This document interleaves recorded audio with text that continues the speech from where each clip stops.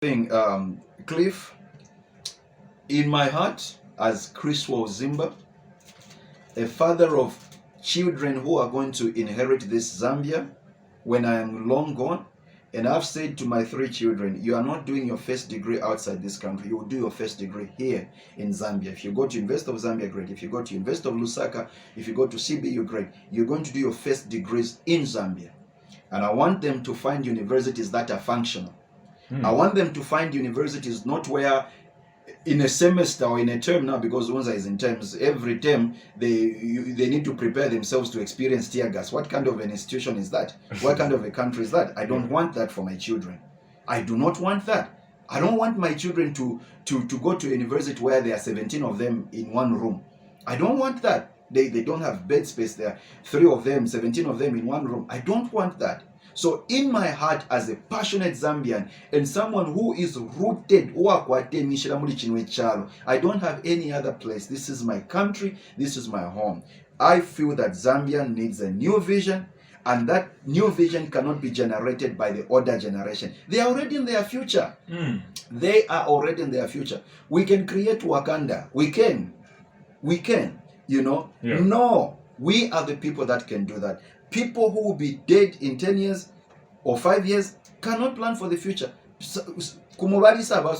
Let's plan up to 2063. And someone said, why are we planning up to 2063? We will not be there. Yeah. You know? So the responsibility is on our shoulders. It is my responsibility to plan for my future as a young person. If we are to be serious, there is no way that is going to work if we leave it to the older generation to craft a vision for us. We need their wisdom, yes. We need their guidance. Let them tell us what happened in the past and give us that institutional history. But let us also go to the table and say, this is where we are seeing the country in the next 30, 40 years. We are not planning for 5 years. We need to start planning for 30, 40 years. In Nepal, Wandi Cliff, I have a personal strategic plan for the next 30 years. Personal strategic plan for the next 30 years. This is 2020.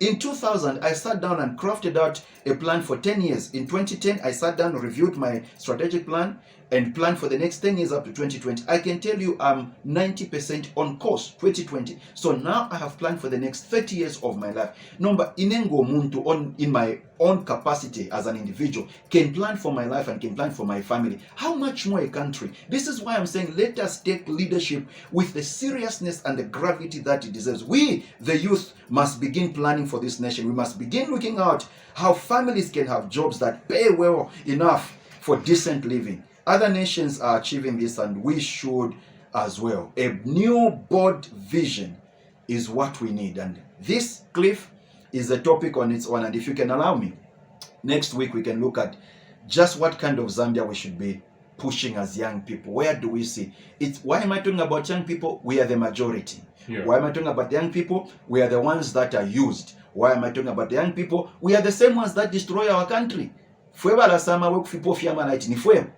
Road signs in